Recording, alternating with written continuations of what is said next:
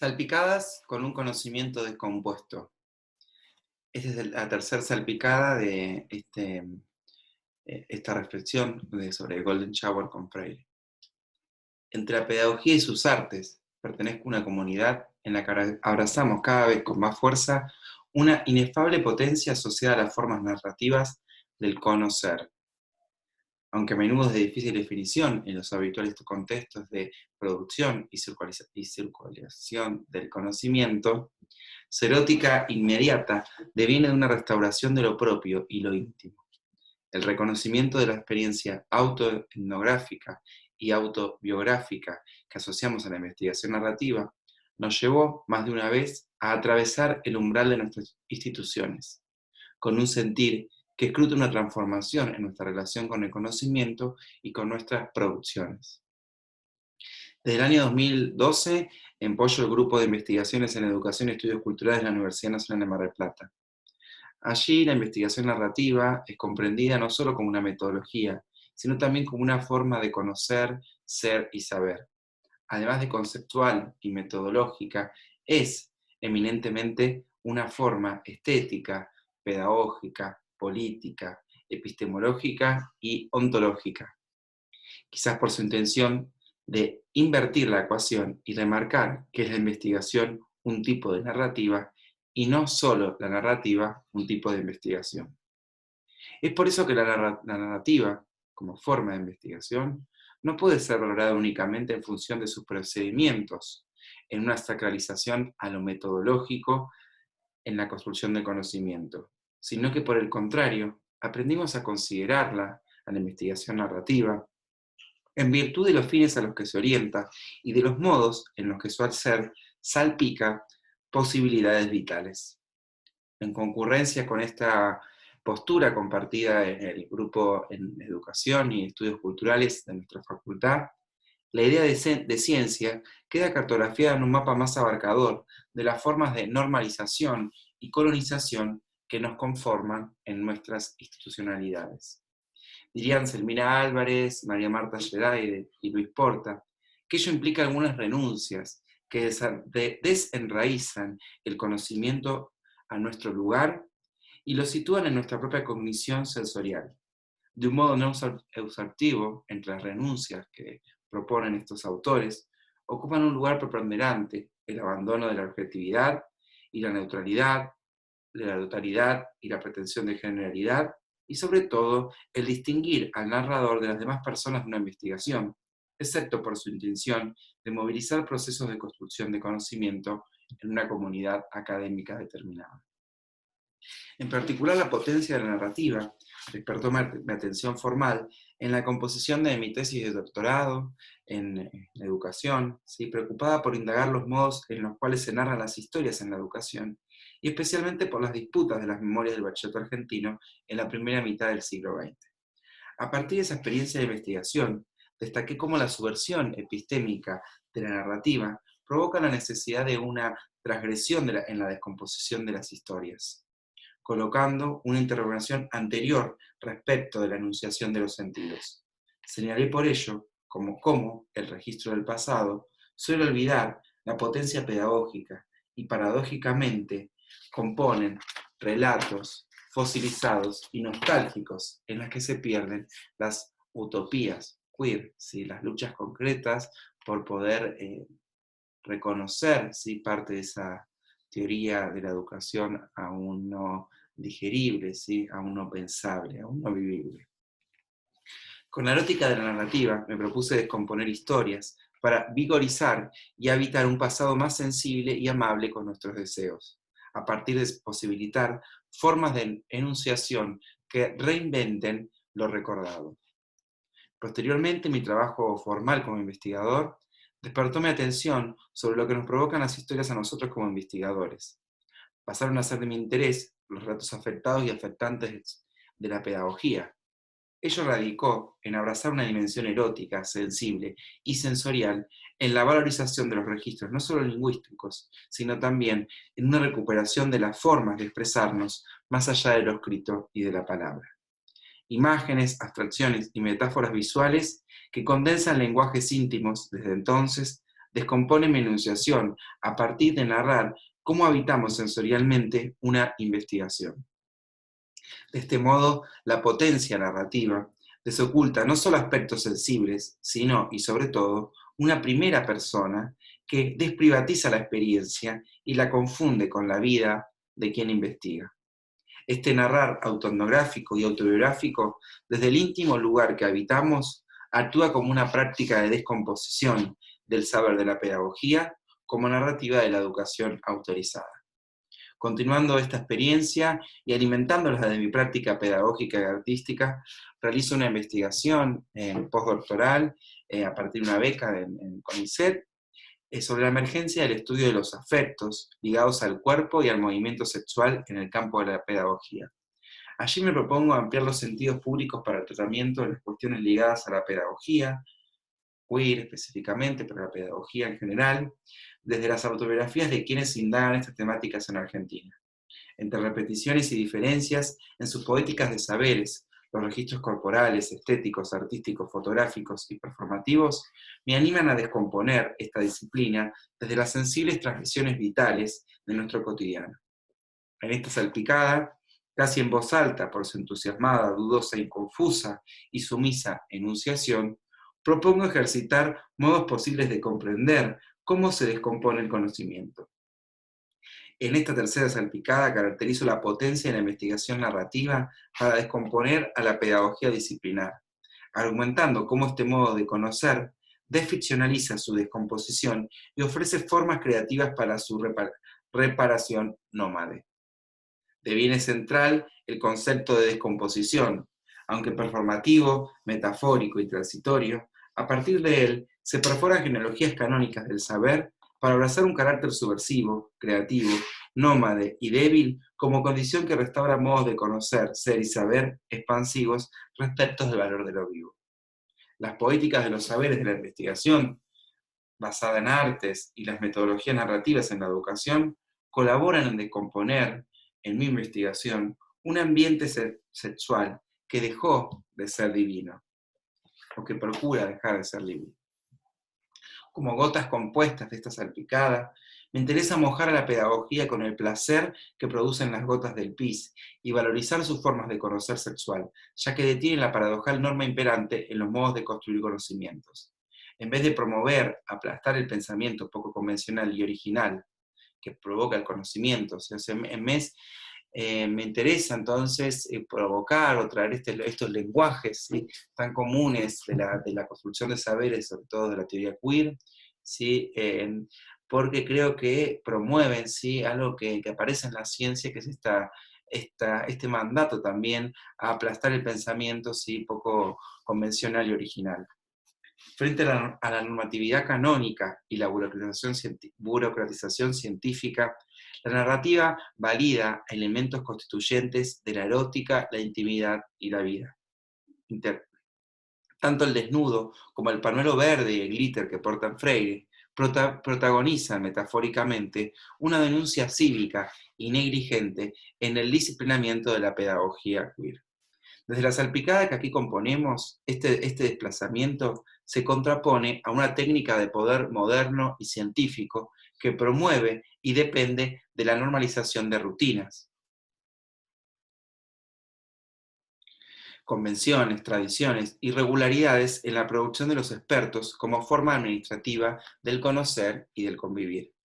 Las demandas para producir conocimientos en las que me socialicé, a pesar de invitarme a asumir una potestad discursiva propia, colocaron al rigor, la excelencia y la productividad como su santísima trinidad.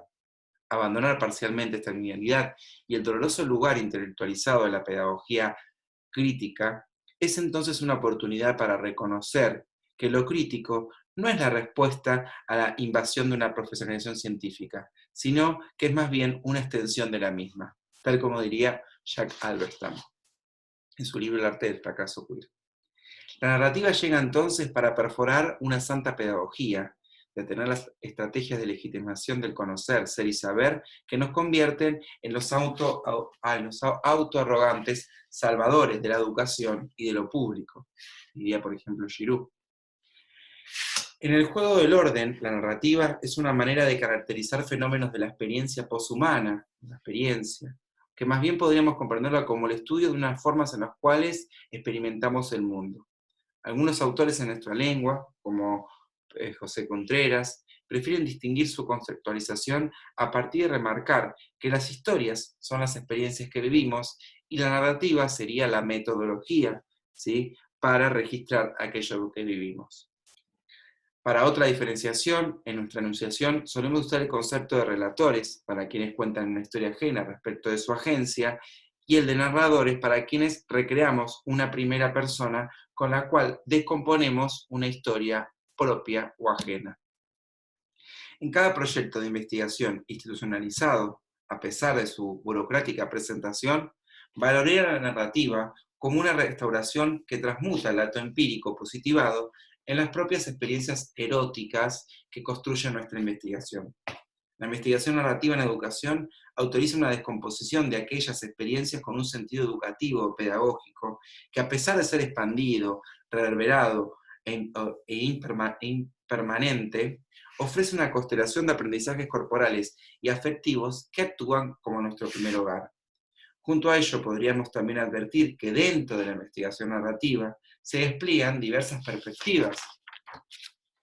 Existe, podríamos decir, un enorme y difuso, opaco arco entre aquellas posturas que asumen, ¿sí?, un análisis empírico de reconstrucción de los hechos a partir de un trabajo riguroso, ¿sí?, generalmente un trabajo documental descriptivo, hasta aquellas perspectivas, como anteriormente comenté, que se concentran en el estudio de los significados propios de las experiencias vividas para los sujetos que participan en ellas. Estas últimas entienden la narrativa como una transformación del sentido de lo vivido, como una experiencia. Más aún, este arco podría extenderse con lo autoetnográfico y lo autobiográfico. La narrativa como modo de conocer, ser y saber gana legitimidad científica en su adscripción a la genealogía de la investigación cualitativa, pero su rizoma moja las materialidades que habita y salpica, penduleando, autorizaciones tanto discursivas como prácticas. Cuerpos, afectos y sexos descomponen su múltiple poética vital. El proyecto académico que organizaron y científico que organizaron Norman Denzin y Von Lincoln, ¿sí?, en el norte, en Estados Unidos, a partir de esos manuales que circulan tanto sobre estos nuevos paradigmas, entre comillas, nuevos, ¿no?, en la investigación cualitativa, proponen hoy en la investigación científica global un dislocamiento, ¿sí?, respecto de la representación de la autoridad, y contextualizaban una emergencia sensorial para la normalizada y colonizada ciencia que ellos buscan abandonar, ¿no? Nos dicen que la palabra investigación y ciencia son palabras que ya están sucias, por esos cargados, por esos mandatos de continuamente estar asociados a ese vicio empirista y positivista de representar al otro. Además, colocaciones que, como la pedagoga Catherine Walsh, realizaron en relación a la colonialidad del saber, o la geopolítica del conocimiento, o la violencia epistémica, Norman Denzin y Von Lincoln en sus diferentes manuales consiguieron aportar marcadores metodológicos que, más allá del reconocimiento que la idea científica de investigación está inexorablemente unida a la normalidad de la modernidad colonialidad, la investigación cualitativa empapó a la noción de ciencia clásica con poéticas más artísticas y creativas para legitimar y representar el conocimiento. Más aún, la investigación post-cualitativa, aquella que descree, como habíamos dicho en la presentación de estos talleres, del realismo epistémico, ¿sí?, y pondera giros sensoriales, ¿sí?, giros que tengan que ver con esta condición, como decíamos, erótica, que nos permita, a partir de una investigación, poder reconocer nuestros sentidos y poder reconocer cómo esa experiencia de investigación es una investigación en sí misma y cómo de ella devienen nuevas experiencias para los ambientes, ¿sí?, que habitamos, o los ambientes en los cuales movilizamos esa investigación. Estas metodologías cualitativas, narrativas, ¿sí?, son útiles para descomponer el poder de la verdad sobre el estudio de los otros, ¿no?, el poder y la idea de verdad en el estudio de los otros. Para Denzin y Lincoln, la investigación cualitativa provee fundamentos para desviar una forma objetiva de representar a los otros, un dislocamiento que implica una actividad localizada en un cierto lugar y tiempo que nos sitúa como observadores de la complicidad colonial. Los materiales que hacen, los distintos materiales que hacen a los diferentes mundos visibles y los transforman de diferentes maneras, importan tanto en la enunciación de los significados presentes, nos dice Norman Denzin y Von Lincoln, como importan en la vida de quienes creemos haberlo observado. De allí la relevancia de la autoetnografía y de la contrainterpretación, diría Sontag, ¿sí? En los flujos que nosotros vamos a trabajar en esta materia. Dentro del campo de la investigación narrativa en educación, quisiera traer algunas referencias de lecturas que legitimaron su circulación, ¿sí? Que ya son históricas y canónicas respecto de esta tradición que pondera o presta atención a las experiencias en sí mismo como una forma de investigación. ¿No? Decía que Jane Clandry y Colin en Canadá, ¿sí? Con su trabajo iniciático respecto de los relatos de experiencia, ellos buscaron mostrar cómo estaba entrelazada, ¿sí? La vida, la narrativa y la experiencia, ¿no? Porque la vida se construye justamente a partir de la narrativa, ¿no? Se componen mutuamente. Y es por ello que nos dicen que no solo vivimos en narrativas, sino que vivimos desde y como narrativas, desde y como narrativas que nos contamos nosotros o que nos han contado otros. Con esta precisión diferencian lo que ellos llaman indagación narrativa, a partir de remarcar una perspectiva que no está centrada en la utilización de los datos de una investigación, sino que está centrada en el propio proceso de investigación. Y está centrada en que ese propio proceso de investigación sea en sí mismo una experiencia narrativa. En efecto, la indagación narrativa no busca representar a la realidad, sino que se propone generar nuevas relaciones entre los investigadores y sus ambientes, de manera que permita advertir una nueva experiencia. La aspiración es que la indagación nazca de la experiencia y vuelva a ella, generando la posibilidad de nuevas versiones de sí mismo. Un ciclo de contar historias que se convierten en experiencias, un ciclo que sería vivir, contar, recontar, revivir, en el que no es suficiente contar historias, ni tampoco es suficiente interpretarlas. La aspiración es, a partir de estas historias, componer nuevos relatos que nos impulsen a nuevas posibilidades para vivir nuevas experiencias. Otro salpicón importante lo recibió un texto de Pepe Contreras, de José Domingo Contreras, en un texto ya profundizando narrativamente la educación, en la cual él nos invita a sostener siempre la investigación narrativa o la investigación educativa, una pregunta pedagógica junto al pensar narrativo. Y advierte que no se trata de indagar sobre los relatos, sino que se trata de indagar con los relatos. Interesa a Contreras esta lectura resonante, ¿no? Que conecta las experiencias propias con las experiencias ajenas, ¿sí? En un preguntar que suscita un texto y que suscita la movilización de ese texto. En definitiva, una indagación no solo narrativa, sino pedagógica para Contreras, tiene que ver con una situación en la cual no hay una utilización abstracta, sino que aproximarse narrativamente a la educación alude a mirar a la educación como la vida misma, y no solo como una técnica de programas tecnocráticos que se deben aplicar a la realidad. Una investigación narrativa supone entonces que eres tú también, con tus circunstancias y tus tramas vitales, quien está viviendo allí, junto a quienes habitan los escenarios educativos, ¿sí? Que interpretamos o que contrainterpretamos. Lo importante no es tanto la forma concreta que adquiera, como la oportunidad de conmovernos a partir de un relato.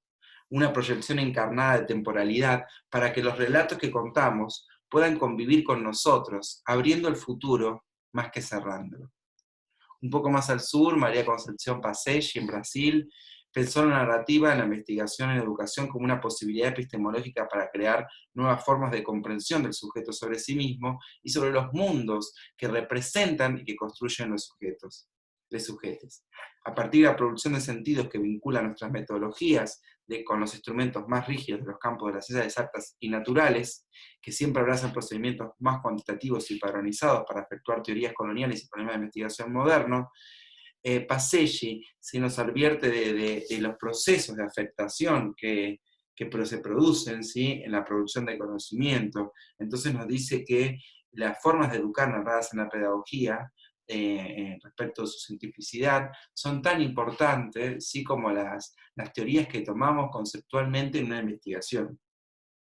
Para Pacelli, los relatos de experiencia, las escrituras de sí y las respectivas autobiográficas, ¿sí?, en la investigación en educación, confunden prácticas propias, ¿sí?, con movimientos educativos. De modo que el trabajo, ¿sí?, que ella propone es visto como una forma de preguntarnos, ¿sí?, a partir de la investigación, epistemológicamente, cómo construimos los saberes, ¿sí? Por tanto, la narrativa podría pensarse como una teoría que se pretende poética o como un arte de descomponernos a nosotros mismos. También Tiago Rivera, un amigo y colega carioca de Brasil, eh, compartió, ¿sí?, a partir de su trabajo respecto de los foros de alfabetización, de lectura y de escritura, ¿sí?, en una universidad carioca, junto a Carmen Sánchez y a Rafael de Sousa, el valor, ¿sí?, de la conversación como una metodología fuera de una metodología, ¿sí? Ellos nos hablan de la importancia entonces de poder recuperar estas metodologías minúsculas que hacen a los procedimientos de construcción, ¿sí?, de un objeto empírico, ¿no? Y la construcción de ese objeto que analizamos y que interpretamos en la educación. En Argentina también se acercaron los aportes de Daniel Suárez respecto de la documentación narrativa, ¿no?, de estos también ciclos de experiencias. Él propone siempre un potencial pedagógico, político y metodológico respecto a los relatos de experiencia, y nos habla de cómo los relatos de experiencia por parte de docentes tienen que ver también con una función de democratizar la construcción de conocimiento en la educación y estos desplazamientos en los lugares de los expertos, de la academia, sí, que se coloca siempre en esa autoarrogancia para enunciar los saberes pedagógicos. En contraposición, todo el trabajo, ¿sí?, de Suárez en la narrativa, del equipo de Daniel Suárez, tiene que ver con identificar, bueno, cuáles son las condiciones necesarias para que se puedan producir estas redes pedagógicas, estos relatos de experiencias que circulan, ¿sí?, y cómo circulan, y cómo se leen, y cómo editar, y cómo convertirlos, cómo traer en educación, en teoría, cómo reconocerlos más, ¿no?, que más de cómo convertirlos, porque en sí mismos los relatos son teoría, podríamos decir, pero a partir de estos actos de investida de poder que provoca la academia, ¿no?, la sacralización también de sus pautas de producción de conocimiento, eh, estos relatos de experiencia permiten justamente democratizar saberes y hablar desde esos lugares no cotidianos, bajos, que se suelen desconocer desde las posturas más clásicas, sí, positivistas y empiristas del conocer en la ciencia. En síntesis, la investigación narrativa actúa como una oportunidad creativa para descomponer y desaprender las experiencias vividas. La escritura autoetnográfica y autobiográfica como forma de componer actos políticos y conscientes celebra la creación, la invención y la producción del espacio erótico, invita a producirnos a nosotros mismos y al mismo tiempo a componer otras representaciones de nosotros mismos. Diría la crítica cultural Leonora Archuf, que desde su noción de espacio biográfico, que cada relato transforma la vivencia y lo dota de otra matriz.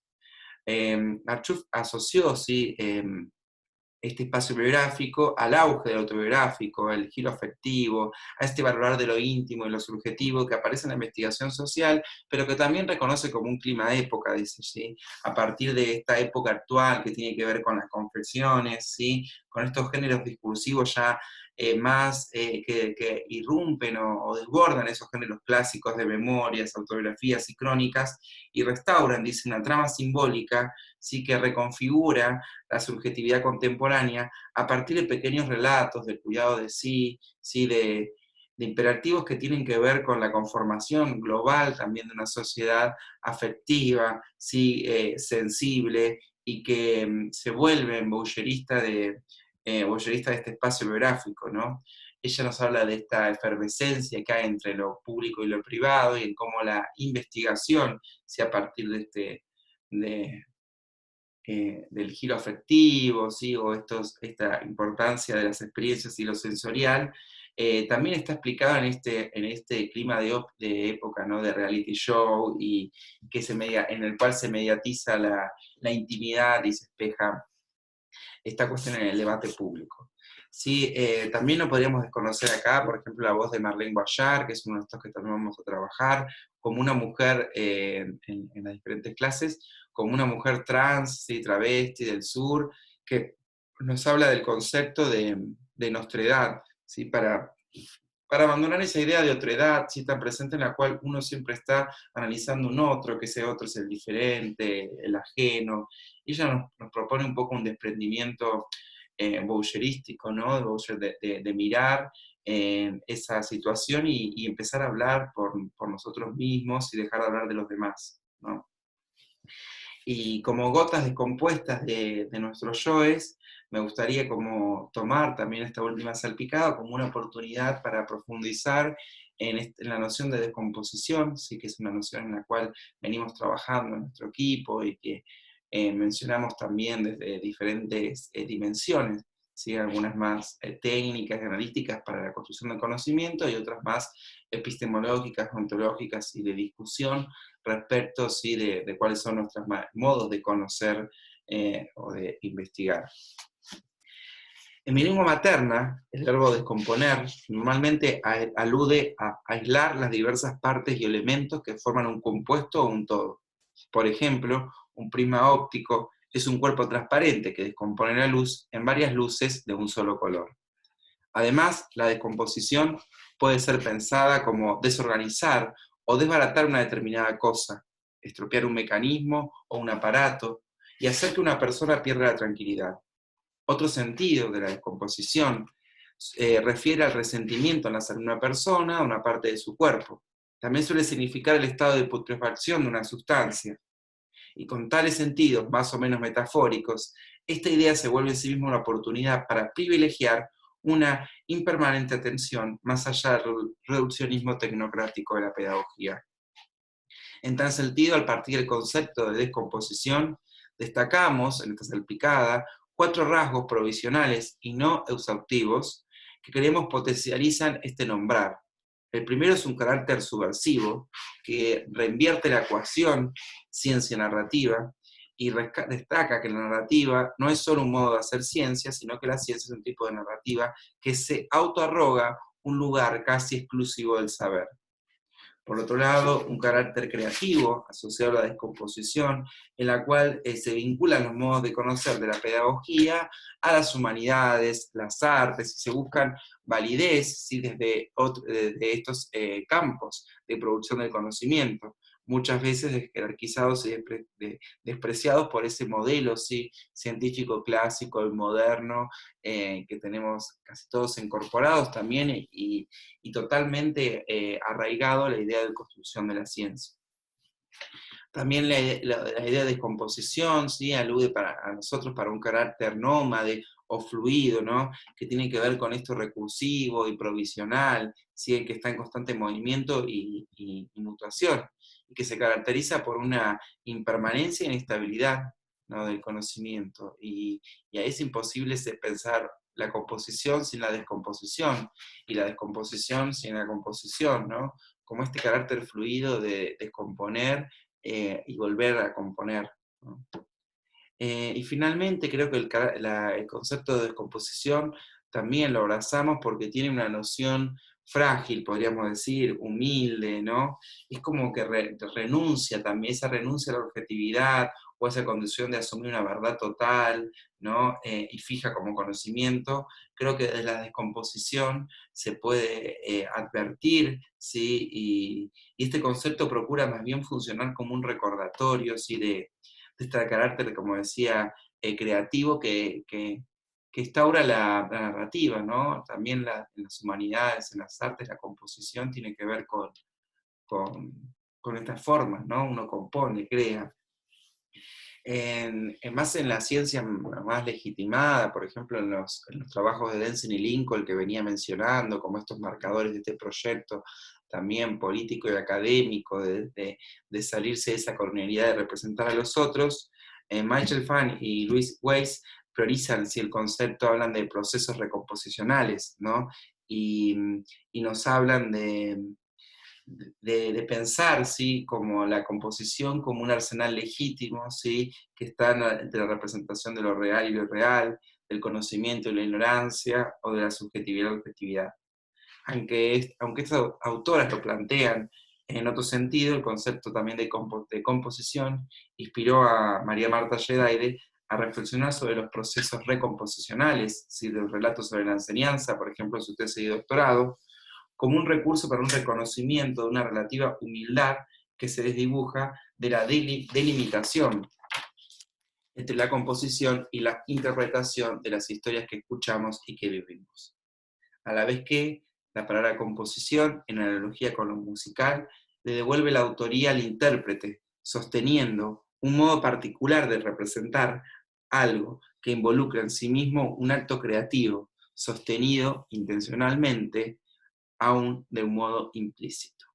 Asimismo, desde las artes también, Diana Eisenberg, ella recuerda que la composición es un intento de crear una realidad, ¿sí?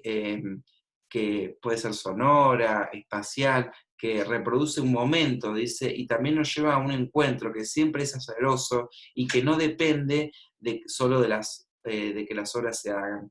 ¿No? Ella recupera entonces en la noción de descomposición la teoría del arte para otorgarle una condición entre la perforación y la permanencia, que a veces es el resultado de errores idiotas, y otra vez está relacionado, dice Eisenberg, con cierta luminosidad o con la instalación de una cierta calma. En su diccionario de historias del arte rememora este concepto cuando se habla de uno, del otro y de las múltiples inclusiones en el mismo espacio. La descomposición tiene que ver con esos seres, no importa si son manchas o señores, que están compitiendo en un lugar que los conduce obligatoriamente a apropiarse de un modo de estar con aquel otro. La idea de descomposición se constituye así como una convergencia útil para remitir a las particularidades de carácter narrativo de las formas de conocer, ser y saber, que involucran también cuestiones no solamente epistemológicas, políticas y pedagógicas, sino también estéticas, poéticas y ontológicas. Y aquí también Norman Denzin y Von Lincoln nos hablan también en analogía con este concepto de descomposición, con la idea de bricolage o de tejedor de colchas, ¿no? En la cual nos dice que el conocimiento, ¿sí?, científico podría pensarse como un método de edición de imágenes que, justapuestas o sobrepuestas una sobre la otra, crean un nuevo cuadro, un montaje, un pentimento, como dirían la teoría del jazz o la pintura, en la cual se resalta la improvisación de lo que crea sentido y se resalta lo que resulta de la combinación y superposición de imágenes, sonidos y concepciones formando un compuesto. Siguiendo a Norman Denzin y Von Lincoln, un investigador compone constantemente estrategias, metodologías y materiales empíricos que están al alcance de su percepción y de su reconocimiento. Y como diría el maestro Luis Porta, la realidad no existe, en realidad no existe, hay que buscarla. En la investigación cualitativa, el dato hay que construirlo. Por lo tanto, si los investigadores necesitamos inventar o anuar nuevas metodologías, lo haremos, y las decisiones respecto a las prácticas de composición que emplearemos no necesariamente serán tomadas de antemano.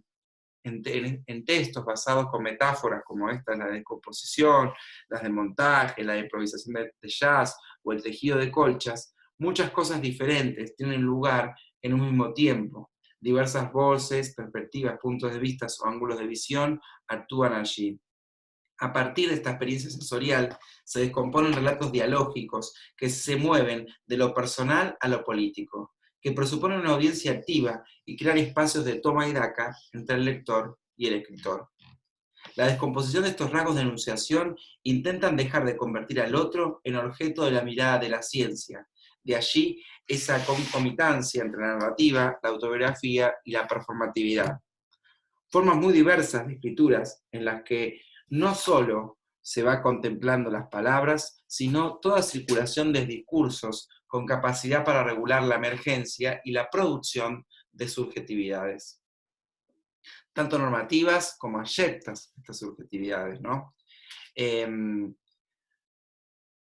Dado que la performatividad opera como un acto vital de transferencia en el conocimiento, sea a partir de la práctica, y actúa como una epistemología, podríamos pensar, sí, que entonces que que la descomposición, ¿sí? En esta condición performática de lo que hacemos con un texto y no solo con lo que un texto es, em, representa entonces una forma de comprender el mundo y un ente metodológico propio, en la cual representación y acción aparecen como prácticas efímeras, ¿sí? Imposibles de una definición estable, ya que un acto es imposible que un acto se repita, ¿sí? De una manera exacta, y el narrar implica siempre repetición, reiteración y un constante proceso de reinscripción en lo ya establecido. En esta reflexión también podríamos aludir a que las ciencias sociales y las humanidades también sí recuperan esta noción de composición para referirse a los procedimientos morfológicos que permiten la creación de nuevas palabras, o se quiere, de neologismos. En otros campos del saber, como en las artes, una composición se reconoce como el proceso de creación de una obra, o también la secuenciación de una coreografía o de una danza. Junto a la idea de composición ligada a las formas de conocer de las artes, tal como podría ser componer una melodía, nosotros abrazamos la idea de descomposición, remarcando un proceso constante de degeneración y de devenir que nunca es definitivo ni verdadero. Ello colabora en rememorar la continua alteridad entre composición y descomposición, reconociendo su fluidez como algo constante e intermitente, y más aún, una fluidez que no podría entenderse nunca separada de sus materialidades, como son nuestros cuerpos, las constantes de composiciones que llevan a una composición y así sucesivamente. A su vez, esta fluidez ofrece una posibilidad para desnormalizar y descolonizar el lenguaje, primer contrato social, tal como nos advirtió Monique Wittin a partir de, de cómo el lenguaje actúa como primer contexto social. Entonces el prefijo des también puede aludir a este volver a ser y esta tensión tan presente en los discursos descoloniales o de la desnormalización sexual, ¿no? En el cual se apela siempre a este movimiento parcial y constante de movernos de esa herida colonial o esa herida normalizadora. El carácter débil, que también mencionábamos, que remite a la descomposición, también está contextualizado o explicado en este reivindicar de la fragilidad, la vulnerabilidad y el debilitamiento de nuestra posición con el conocimiento científico realista y esa noción de objetividad y verdad tan propia de la ciencia decimonómica. Para Rui Mezquita, ¿sí? Por ejemplo, debilitarnos o enflaquecernos puede ser interesante, ¿sí? El hecho de debilitarse, dado que tenemos una falsa creencia, que es creer que cuanto más fuertes somos, más podemos transformar la realidad. Él dice que esa idea provoca una fuerte trampa, ¿sí?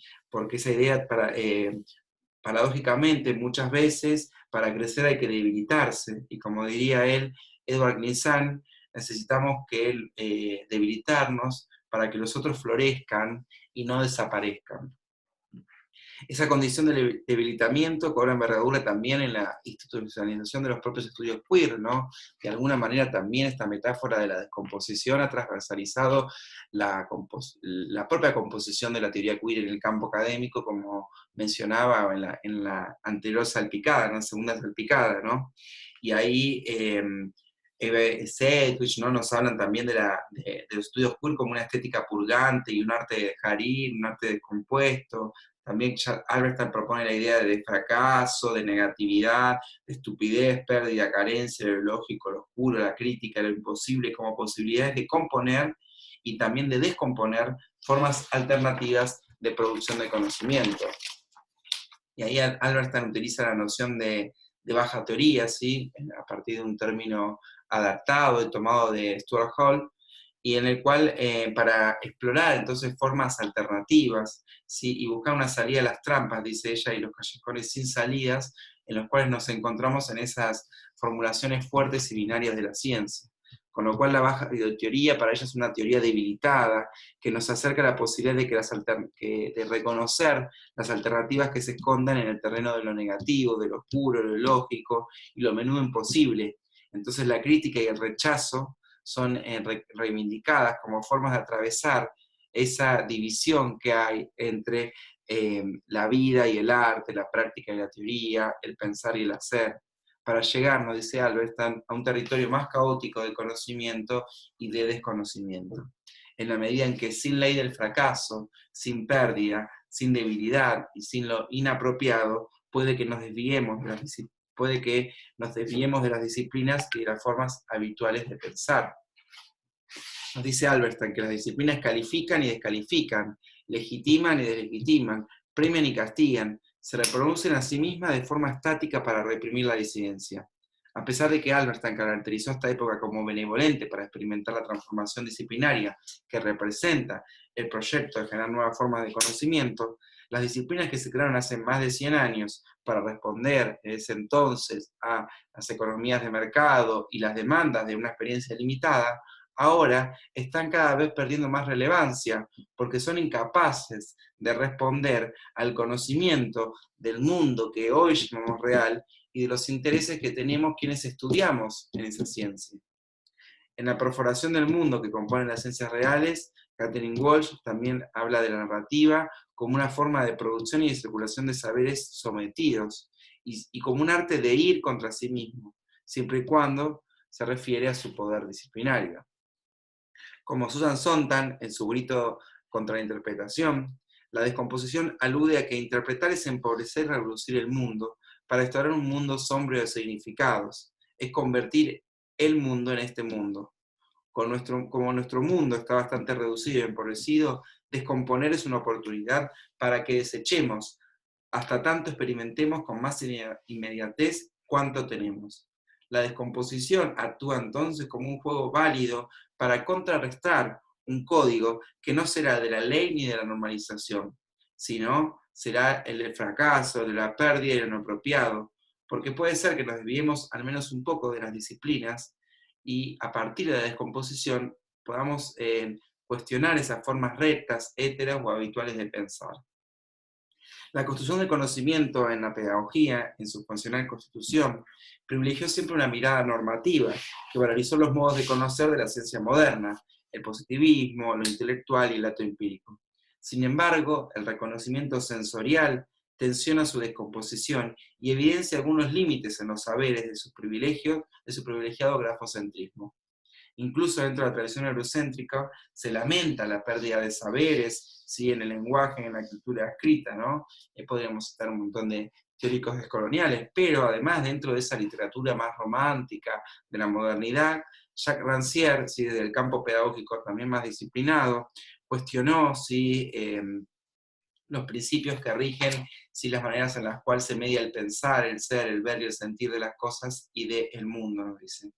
Desde esa tradición minimalista y alternativa, así romantizada, dentro de esta pedagogía europea, el autor El maestro ignorante insistió en el rescate de una poética de los saberes a partir de lo que llamó un discurso que reescribe la fuerza común de las descripciones y los argumentos en la igualdad de la lengua y en la capacidad común de inventar objetos, historias y argumentos. Con la narrativa, la división moderna entre ciencia y arte pierde estabilidad.